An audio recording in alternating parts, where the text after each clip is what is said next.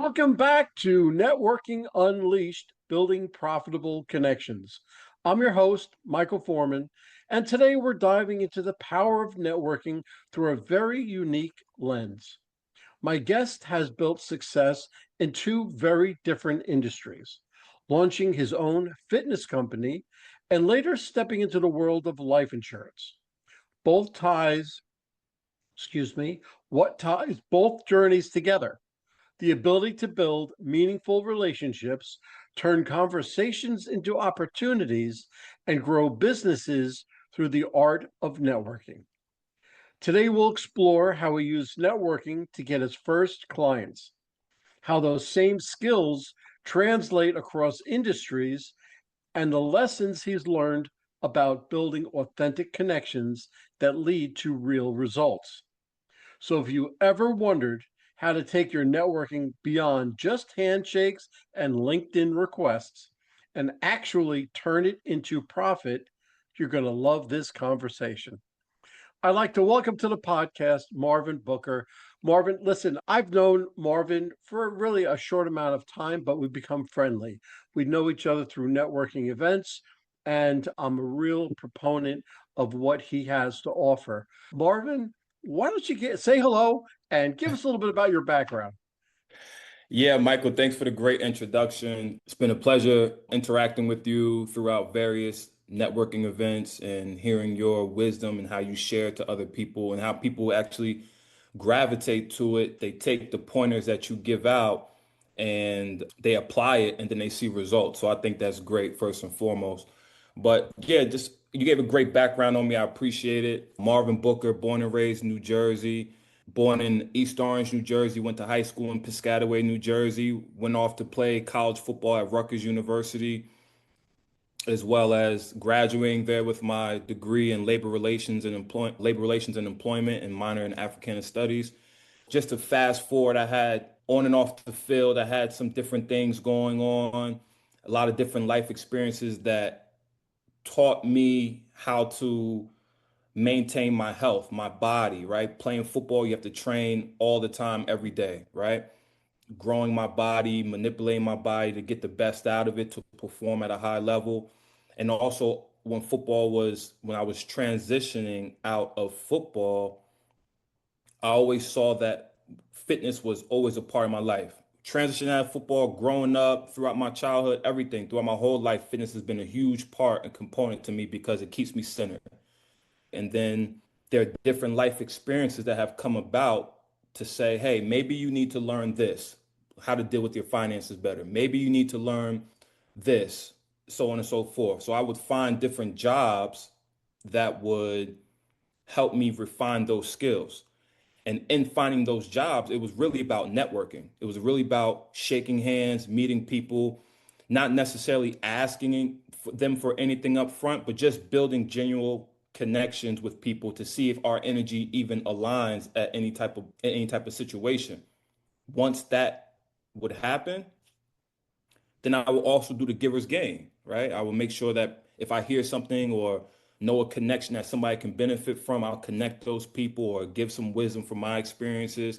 And people really appreciate that. And then when it was time for me to ask for something, or if I shared my experiences or what I was looking to do, they would do the same for me, whether it be in that moment or sometime down the line. So these were certain skills that led me to start my fitness business, right? Down the line, I started my insurance company, Ace Advisors LLC. And that was all through, I was able to build those two components strictly through networking and meeting people and just really slowing down and having genuine conversations with people and letting people know what I do. So networking is a huge component of my lifestyle, even outside of business. When I've lived in different cities, going out and being comfortable talking to people, shaking hands with people, listening, actively listening to people has been very important and allowed me to keep my boots on the ground in any environment that I was in, to build those relationships, to just feel comfortable in adapting to the new environments that I've been in. So networking across the board is amazing, and I'm happy to be a part of this podcast so we can share best practices and help other people be successful too. That's great, Marvin. What it sounds like is that, first of all, even through football and everything else, you have structure. You have a sense of This goes this way. And by you adding value to every relationship that you've had, it means a lot because it tells me that you are a true networker when you're looking for giver's gain, when you're looking to see what you can do for somebody, even before whatever they can do for you. Yeah. Because you know as well as I do that if you do that, what goes around comes around, and Well, you will absolutely get it. yeah, that's a great point, Michael. And the funny thing is, I've been doing it since I was young. I didn't Yeah. know about Giver's Gain. I didn't know about before we talked about the book Go Giver, right? I didn't know about that stuff. That's all within the past 5 years I learned that stuff. But Oh, these are sure. natural things from being young. And now when you get older and you get in these real life situations and that there's benefit to what your natural ability is, then it's empowering. It's a blessing. Yeah, now you can actually put something behind. When you were 5 years old, you didn't know about giver's gain. You didn't know about that, but and as an adult, you do know about it. It puts a little credibility behind what you were doing when you were younger. So everything all works together, but you've been doing this for such a long time. It's ingrained in your system. It's in your DNA just to Yeah. be a nice person. So by being that nice person, by always looking to give, you will get and receive 10 times over. So let me go into my questions. Okay. Okay. You've built a fitness company and now work in life insurance, two industries where trust and relationships are everything. What role did networking play in opening doors for you early on?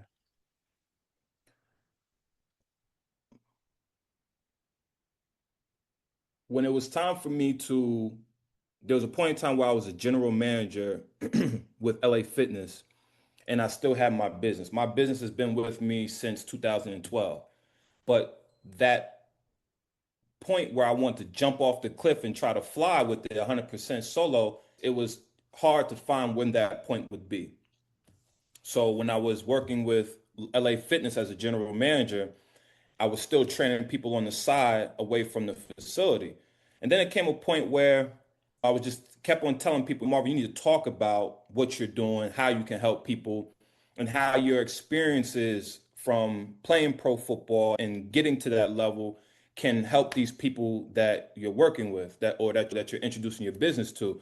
Because there was a point in time where I think transitioning to civilian life from being a pro player, that's how I put it. I know we talked about that before. This is a different mindset, right?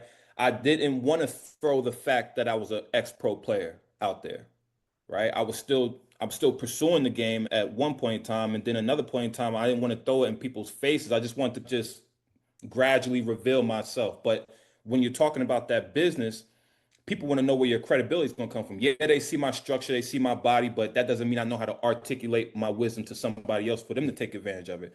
So it was just me really putting myself out there, creating marketing, business cards, an Instagram to create a digital footprint, reaching out to people on Instagram, going to different networking meetings, introducing myself, creating my elevator speech, handing my business card to them, and just letting them know, hey, if this is something that you're interested in, I want to offer you something of Giver's Gain once again, a free fitness consultation, and we can put that on the schedule and we can see how we can help you out. And that's just how it really went. Just being on tour, that's how I met you. Being on tour, putting at least 3 networking events on my calendar per week, and being adamant about showing up and being consistent about promoting my business. That's really how I got Booker Fitness really started. And I have 1 or 2 true clients that are still my clients today after two years plus, and they referred me business as well. So both sides, building those relationships allow people to feel comfortable to give me access to their network as well. That's the best way. Referrals are golden. Referrals is your best mode to see what clients you can receive. But one thing you had to figure out was, which you probably didn't like doing, you had to talk about yourself. You had to talk about what you can do, what you did, everything like that, because people want to know. They have to say, okay, look, I see him. Listen, he's got a good physique, but I don't know who he is. Networking is know you, like you, trust you. They'll do business with you. Right. Know you? Absolutely, they know you because they see your face. like you're not going to get along with everybody that you come in contact with. Very So true. know you like you, but if they don't trust you, they'll never do business with you. So Yeah. that's what you're doing. And the giver's gain, giving value to the relationship, that's all part of it. That's all building the trust up. But once you build that trust up, that's okay. And then you Yeah. build something called social capital. We'll get into that later on. I think the Okay. social capital and the trust kind of went hand in hand because if people see me first and then they see other things, the reviews, the visuals, it makes people say it takes the edge off. It's not 100% trust, but it Right. takes the edge off. It eases them into the situation for sure. Yes, it does. Yes, it does. And you build your social capital. You don't want to start out just flat Right. because the first time that you do something incorrectly, I'll put that nicely, you do it incorrectly, that means you're in the negatives and you have to build it back up to zero to go ahead. So the social capital is very important. That's a good point. From your perspective, what's the biggest misconception people have about networking and how do you approach it differently? That's from the jump. There's a point in time, like in college, when I was going to different networking events that they host for the student athletes and stuff like that, things were very transactional.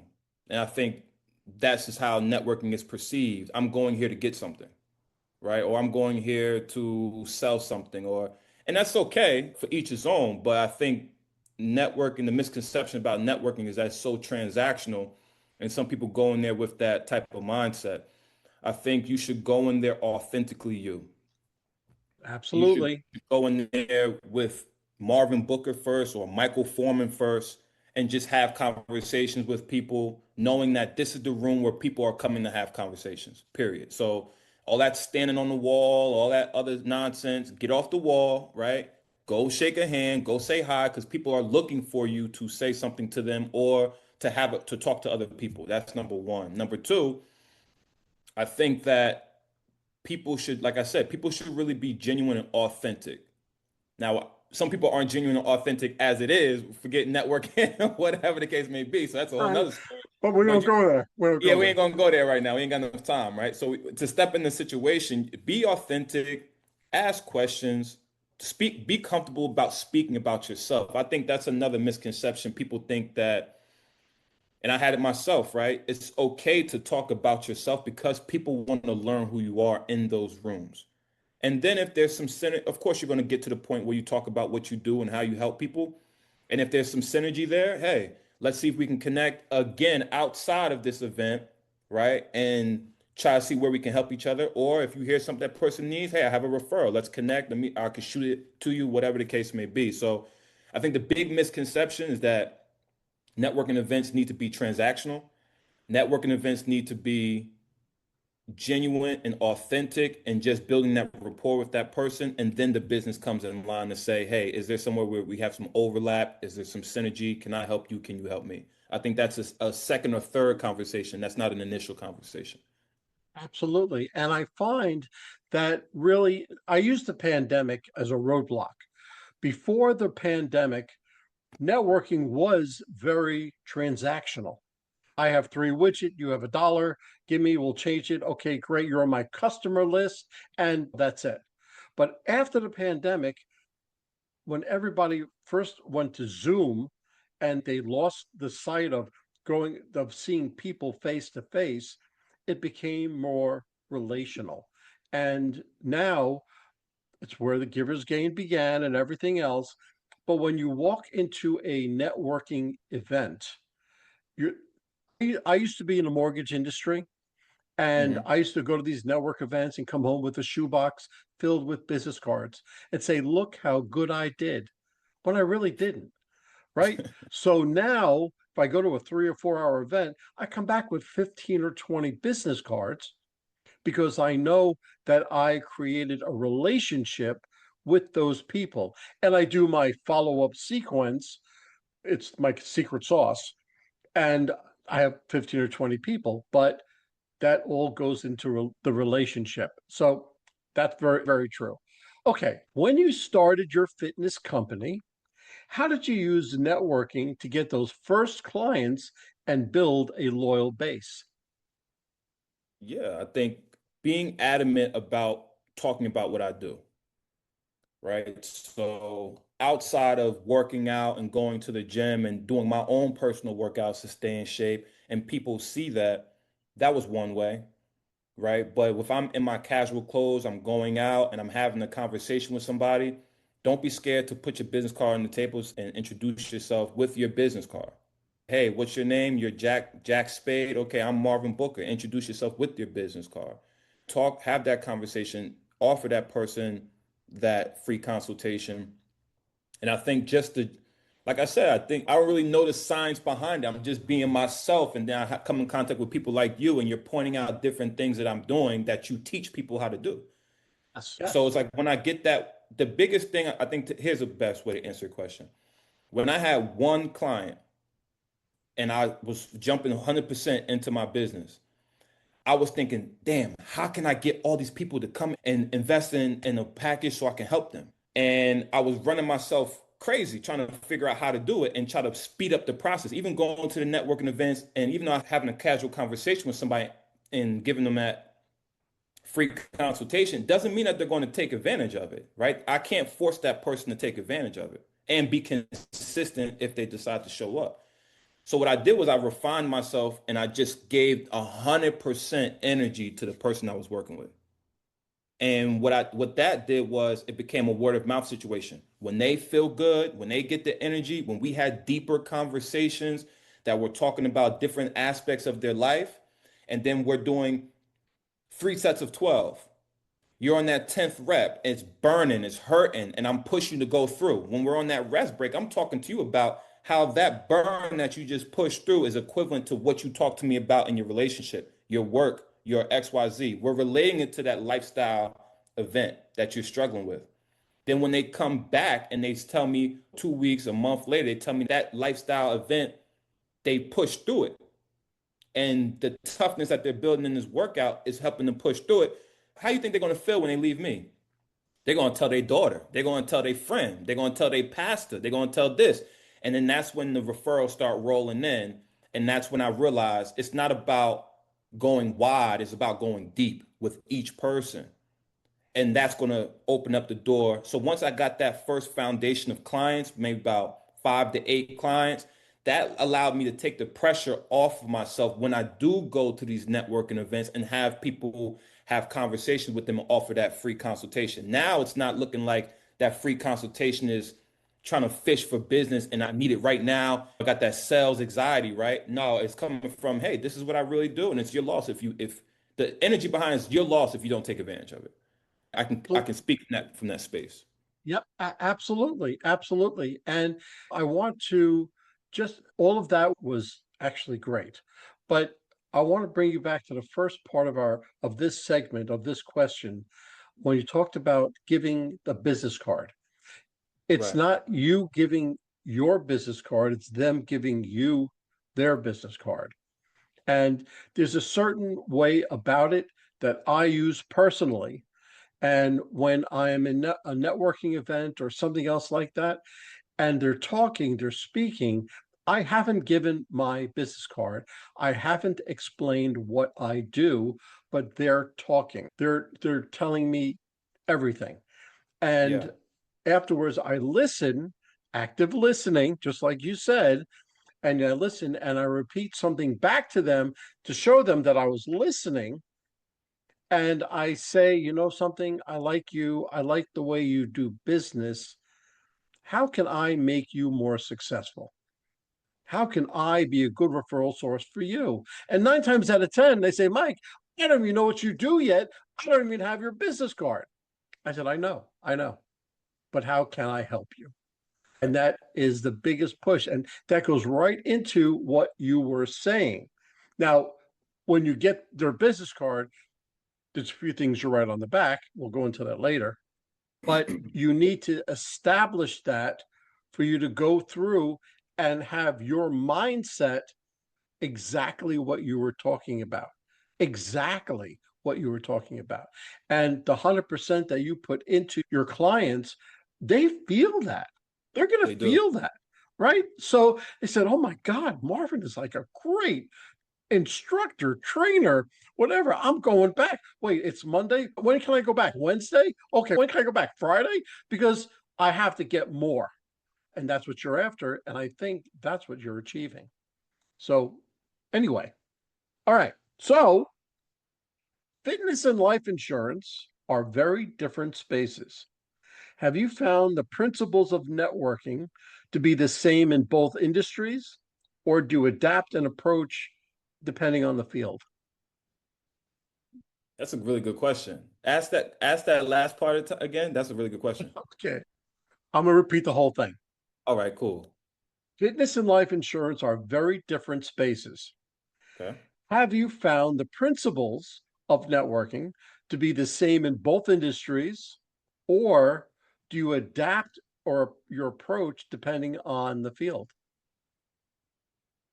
It's a very good question. When I walk into a room, and let's say I'm walking into a networking event, when people see me, they already know.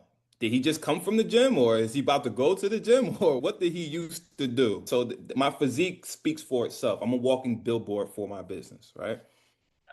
So sometimes people are already anticipating that I'm in that line of work somehow, some way. And when it is my turn to speak on what I do, they're like, oh yeah, I could tell. And they're adamant, they're more open to learning from me when it comes to the fitness side. Then when I throw in my experience and gives them more credibility, then they magnetize to me a little bit more. When it comes to the insurance side, it's a little bit more delicate. I think my presence, like I said, same thing from the fitness and the physique, that people, it commands a certain type of attention in the conversation. But then when we're talking about networking with insurance, it's a little bit different because when you're actively listening, you want to listen for certain boxes that are being checked off to introduce the insurance to the person, if that makes sense. And sometimes in those initial conversations, people aren't comfortable enough to reveal those boxes that need to be checked off in order for me to reveal the insurance side of things, right? So most of the time when I'm doing the insurance side of things, I'm still actively listening on both sides, but I'm a little bit more patient to offer a meeting or an appointment for insurance unless I feel like that person is very comfortable in talking to me about certain things. If they're not, then I will introduce it and say, hey, I also do this. I'm also licensed in life and property and casualty. I help people accumulate wealth, protect their assets, and start looking at retirement planning. If you're interested in this, is something that we can help you with. We do these services through insurance, life insurance products. Is that something that you'd be interested in, or do you have things set up for yourself already? We could take a peek at what that looks like so we can go over and see if you're in the best position, so on and so forth. So there's certain things that I would say an exit with, and then I'll just follow up. The follow-up game is really where it's at when it comes to insurance side. Same thing with the fitness side, but people are more magnetized to me on the fitness side than they are on the insurance side at this point in time. And that's so true. And I don't want to go into the follow up because we can do an entire hour just for the follow up.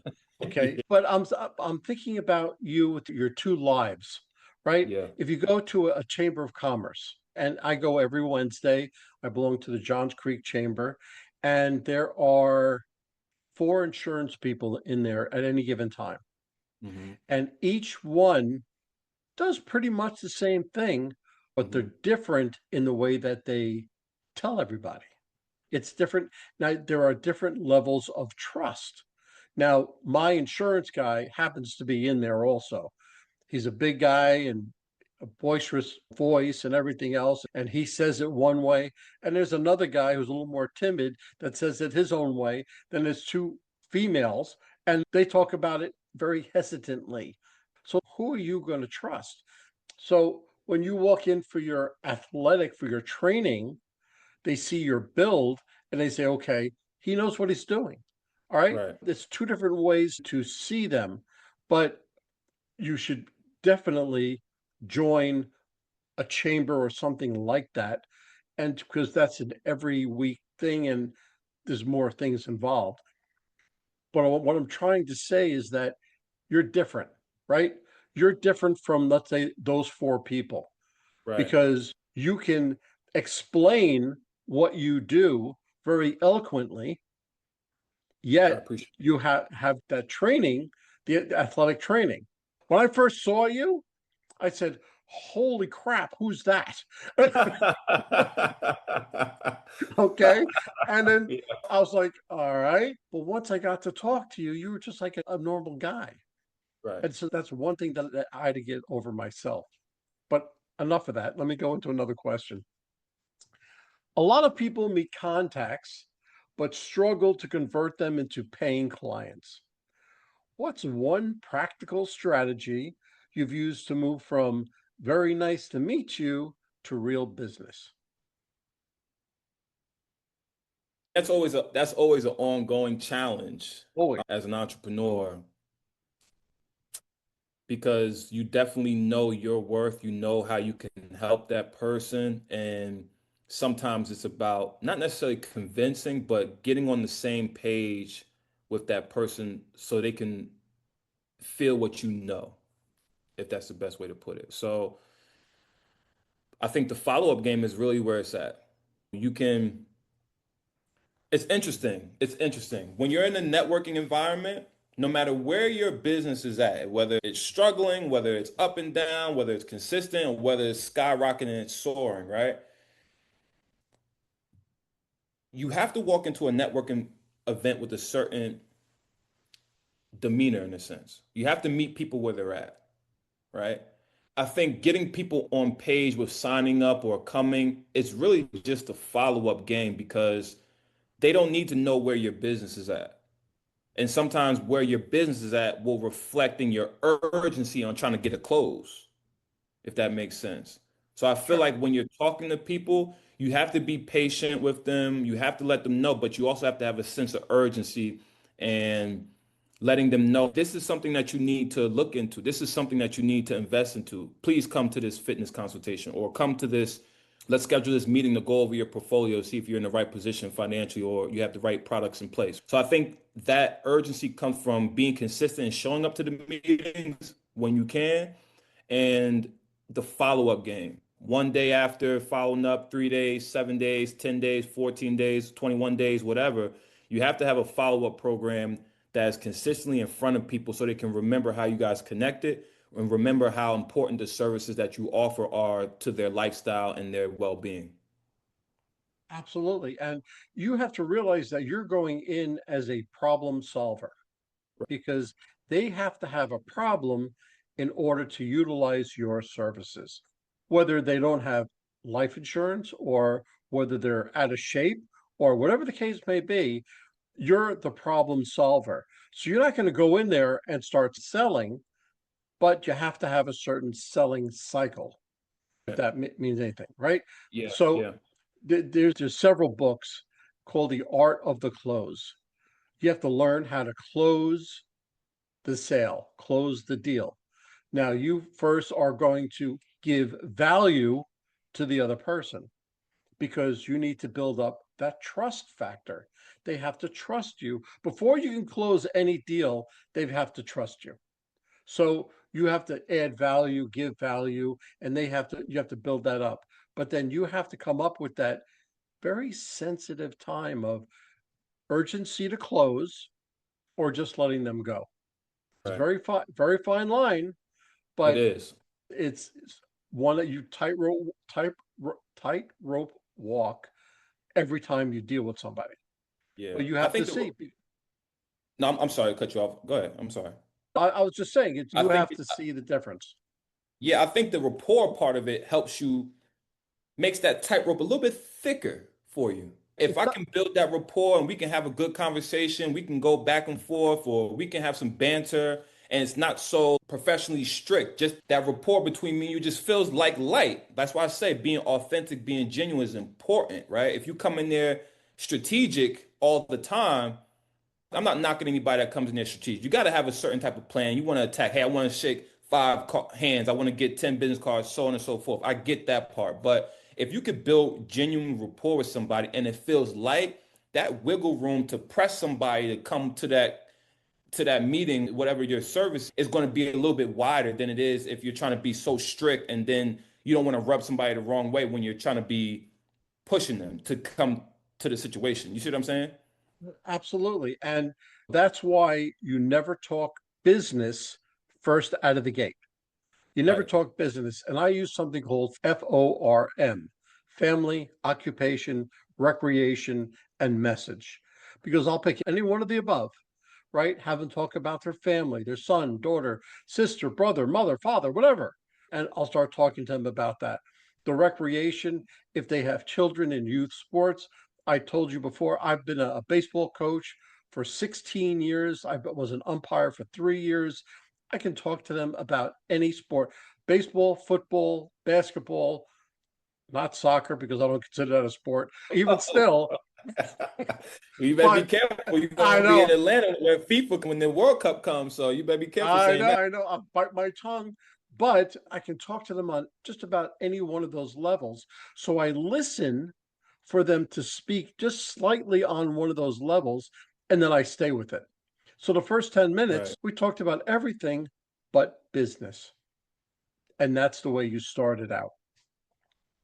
Okay, so we've all had a networking moment that flopped.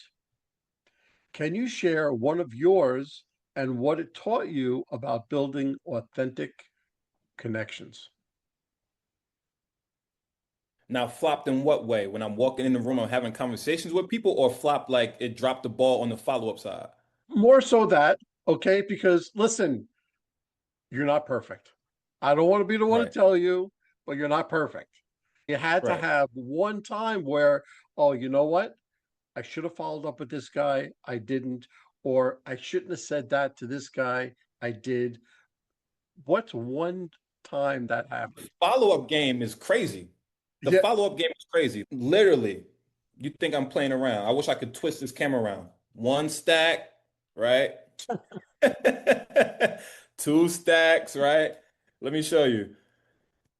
Three stacks. This is all from, and I got four more stacks like that right here. I'm not gonna waste nobody's time, right? But this is from the 4 months of being on tour networking.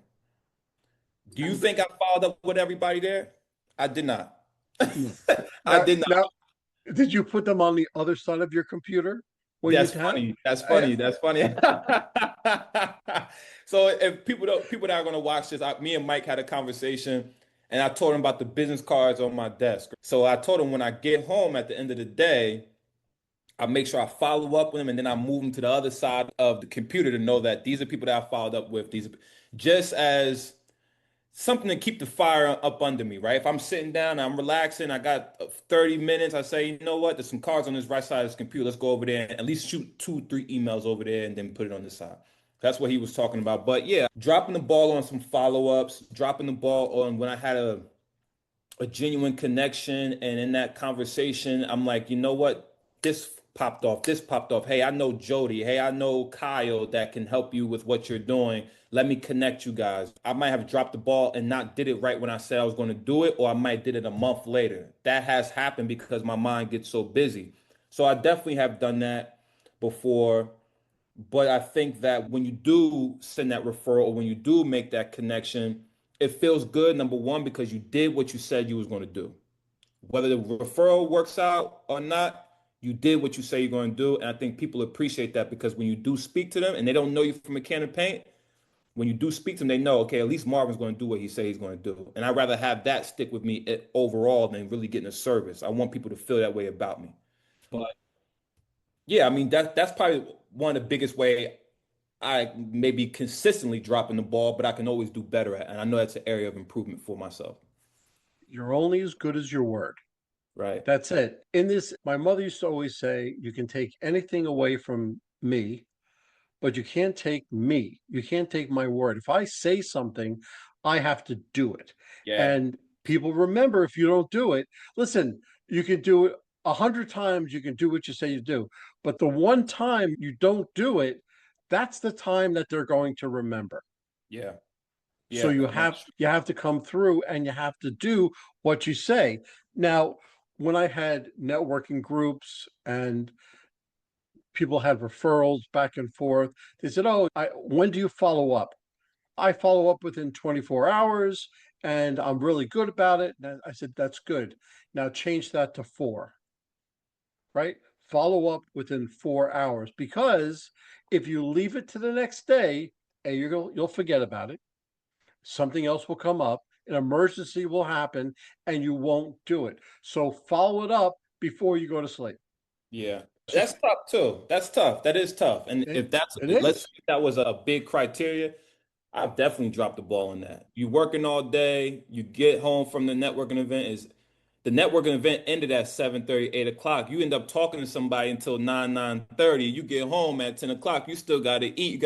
And then you send an email at 1 o'clock. You're like, I want to go to sleep now. So sometimes you do want to carry that energy from the conversation and follow up right away. But then sometimes you do drop the ball and you don't get into it till 2 or 3 days later. So it's important to have different systems in play. But also don't let that, for people that's watching, don't let that deter you from being adamant about starting the process. Lean into it, start the process, go to the networking events, get the cards, build the relationships, start following up. You drop the ball, okay. At least you know where you got to get better at as you're growing in this networking process. And that's the biggest thing about it. That's the smartest thing about it. Absolutely. Absolutely. Okay. Let's go a little bit more into the networking and ROI. For someone listening who wants proof that networking drives profits, what's an example of a deal, partnership, or opportunity that came directly from your network? I mean, from the fitness business, the referrals for sure. I Yeah. mean, the first person I had, I met that person in LA Fitness and it was just a casual conversation. I saw that I was actually my turn during my lunch break to work out. And I've seen her a couple times, but we never spoke. I was on the mat, I was stretching, I was doing some engagement stuff and some stretching stuff. And she looked at me, she said, "What's that? What are you doing? I've never seen that before." So we had a conversation. I showed her some pointers and I seen like her eyes just pop open, right? And then she couldn't let me out of sight. Every time I come in there, she'll talk to me. She said, "Oh, how'd you learn this?" And I told her I run a business, I do this and that, blah, blah, blah. And she was like, "Can you train me?" And at that point in time, I didn't want it to be a conflict of interest with the company, right? Sure. So I Sure. said, "No, I can't do that." I told her why. She was upset. And then she asked me again, like a week later. Then she asked me again a month later. And I told her no 3 times. So something rang off in my head, like in sales. I'm gonna push for 3 no's. Once I get 3 no's, I'm gonna ease out. I'm gonna just reconvene another time. I don't want to turn you off to me as a person, and I want you to feel like you're forced to do anything. So when I told her no 3 times, like this woman's pretty adamant. I say if she asks me again, I'm gonna figure out a way how to help her. If Mm. she asks me again, I'm not gonna say anything, but if she asks me again, I'm gonna figure out a way to help her. A month goes by, she asks me again. She comes sit down at my desk at the place. Hey, and I was already thinking about leaving and going and do my own thing. I said, you know what? Meet me here at this park at this time, this date. I'll help you. All right. We started doing that, and that person, I just had her as a client yesterday. That was 2 years ago, 2.5 years ago. That was a real life example of going deep with one person, giving them what they need, and she opened up her network. And little did I know, I didn't know who she was, I didn't know what she did, I didn't know what her background was. This woman is she's a pillar in her community. People really confide in her. They ask her for advice, they ask her for references. So when she opened up her network to me, that's what really gave my business the opportunity to thrive, because it was all of her clients for the first 10 months. And that was a real life example of how Booker Fitness and Performance got up and running the way it did. Well, that says a lot for you. That's an adamant to you, because to have somebody to stick with you that long, especially Yeah. your first client, Yeah. that says so much about the way that you run your business, right? So that's kudos for you. That's my family. From now, that's my family. Outside of her referring business, we just have that connection where we go out to lunch, we talk. She invites me to places, I invite her to places. That's like my family at this point, and I have a lot of respect for her. So I Good, appreciate that. good, good. How important has personal branding been in your networking success? And what advice would you give listeners who don't feel confident about how they show up? I'll answer the back half first. Okay. I was always taught that your brand is what people say about you when you leave the room. That's what I was taught. If we're not even talking about religion, let's just talk about it from a spiritual standpoint. If you believe in a higher power and you have a talent, ability that has led you to get a certain role at a job, right? It led you to be a certain type of person running your business, whatever role that you play. You have to walk into a room knowing that you already won, knowing that you are the subject matter expert, knowing that you are the leader of your own life, and that people should, it might be sound like a little bit inner arrogance, but people should appreciate the fact that you're in the room and that you're even talking to them about what you do because you can benefit from it. Now, that's not something that hey, you should talk to me because you can benefit. I'm not going to, but there's a mindset behind things, right? There's an inner understanding about yourself that you have to carry. It's not for everybody to know, but they should feel it from you. Okay. So going on that thought, okay, when you walk into a room, how should you be dressed? Because that's a big part of how people perceive you. That's a good question. And I can't say that you should be suit and tie. Everybody should be suit and tie, right? I can't It's say absolutely not. you should wash your face, number one.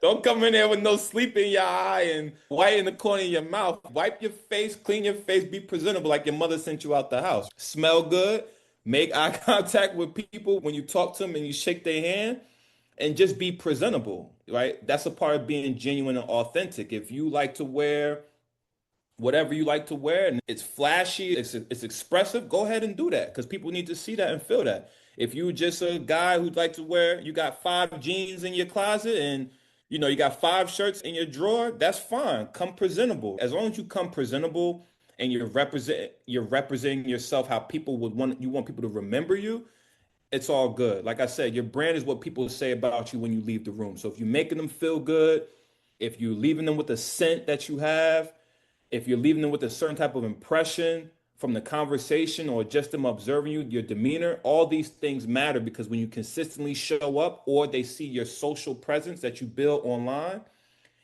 you need it to add up and match. It needs to be an extension of you. So going back to the first part, social branding is important. I used to hate posting when I first started doing it. But then I looked at it like I'm not posting for people. I'm literally going on the Instagram, I'm connecting my LinkedIn, my Facebook, and I'm posting to keep a digital footprint of the things that I'm telling people in person. And that mindset got me just posting. People like, yo, you posting all day. I see you all the time. Yeah, that's good. Thank you. I'm on the top of your mind. So next time you're looking for insurance or you're looking for a performance consultant, you know exactly who to call because I'm on the top of your mind. That's what I want to do. Exactly. I always profess whenever I go into a networking event or networking or meeting somebody one on one, I always dress one level up from where Mm, they are. Okay. So if they're a construction company and they're jeans and a shirt, I wear a pair of slacks and a shirt, right? If they are one up, they dress jeans, but they wear a sports coat, I will dress business casual, slacks, shirt, coat.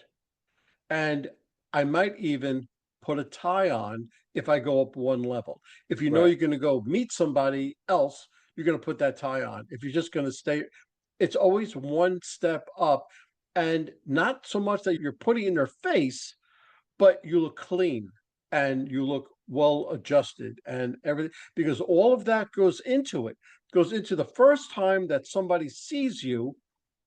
It's so hard to take that picture out of their minds. That's a good So, point. I never heard that one up concept. That's the first yep, time I've always heard dress for the occasion or dress for the conversation. Heard those two things, but I never heard the one up concept. That's interesting. always one up, and because you'll never be underdressed. You'll never. So it's a habit that I've gotten into. But after I do a workshop, if I go into a company, I'm always going to go see one of the C-suite executives. I'm always going to go see an executive, and I want to make sure that I'm dressed the part. So that's what I do. Okay. Did I answer So your question fully? Did I answer that question fully for you? yes, you did. Okay. Yes, Oh, you did. Okay. Life insurance is all about long-term trust. What have you learned about maintaining and nurturing professional relationships over time, not just in the first meeting?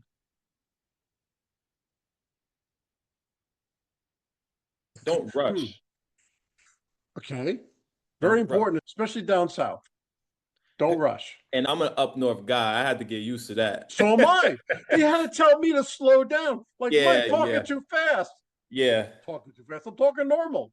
It's very interesting because on the sidebar, God knew when to put me in Atlanta, right? Because the way I was moving fast and it was just natural. That was a natural pace of things. If we're saying we're going to get something done, yeah, let's get it done. We don't need, but then you had to learn the culture. Yeah, we say we're going to get it done. Oh, let's have dinner. Let's have a coffee. Let's meet my family before we get it done.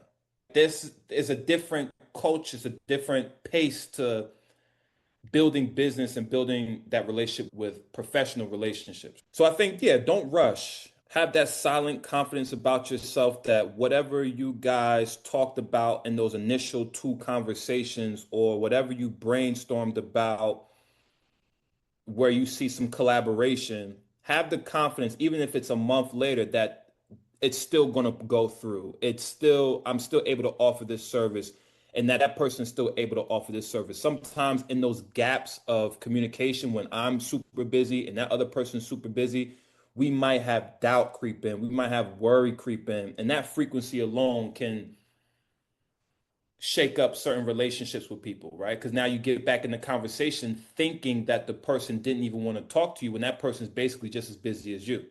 So I think building that rapport, even now and then, hey, let's go get a coffee and connect.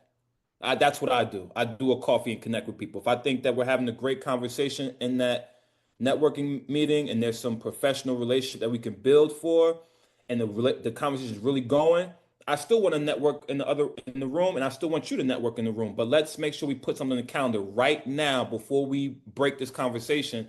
Let's do a coffee and connect because I'm really into what we're talking about and I want to continue to grow that relationship and just take it as one step at a time. So when I do that coffee and connect, whether it's a week out, then we can be lighter about talking about things and then potentially go into the next setup. Hey, let's go do dinner, or this event happened, or my friend is doing this. Why don't you come out? And that's how you build the rapport until something takes off.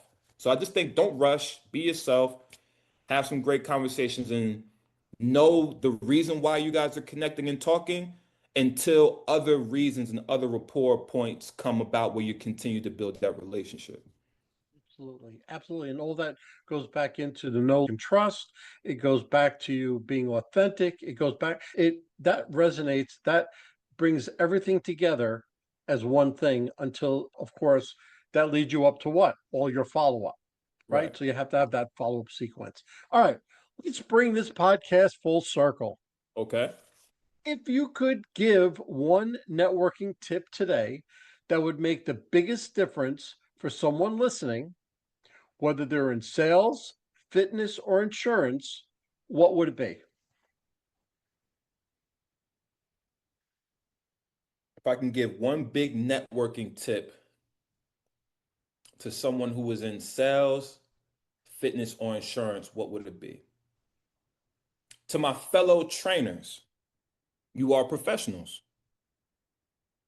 I think that the mindset behind training, right? You're getting your aggression out, you're getting your energy out, you're building your body. I think that sometimes as a trainer, I've seen in other trainers that they just stick to that concept of being in the gym, always in their workout clothes, always just training those people, working the leads that are in the gym, so on and so forth. But you are a very important and integral part of this world as a fitness professional.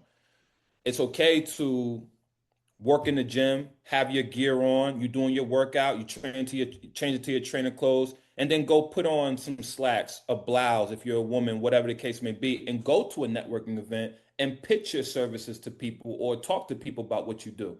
I don't really see too many fitness professionals in the networking space. I think I might have been the only one that is doing that.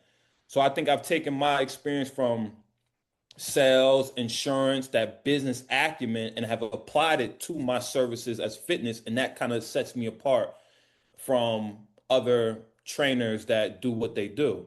I think that's a big part. So if I can give advice to the fitness professionals in the world, don't be scared to step out your everyday box and present yourself as a business to get those clients that you want, or just to be comfortable talking about how you help people and let God work for you. Let God bring those people into your presence, because everybody needs some type of level of fitness instruction in their life. So I would say that. Absolutely. And you're a fitness professional. So remember that. But remember, you're a business person who does fitness. You're Right, not a fitness person that does business. You're a right. business person that does fitness. And there's a stark difference between the two. Yeah, So if you treat this like a business, you'll go far, you'll expand, you'll get more people. But if you're just a fitness person doing business, then you're just going to onesie twosie, and that's not what you're after. right, So you're after bigger and better things. right. Marvin, I got to tell you, this was great. I could talk to you for another hour, but if That hour went somebody, by fast, man. yeah, really did, really did. If somebody wants to get hold of you either for insurance or for fitness, I would recommend Marvin for both. But if they wanted to get hold of you, what's the best way? So you can find me on Instagram, my Booker Fitness and Performance LLC. You can find me on Instagram with at Booker Fitness underscore. There's a link there that connects you to my website, bookerfitness.com. You can also DM me and schedule a fitness consultation if you're in the Gwinnett County area. Also, my phone number is up there, 470-998-6826. You can call or text. My email is bookerfitnessandperformance56@gmail.com. If you were looking for me on the insurance side, it's Ace Advisors underscore on Instagram.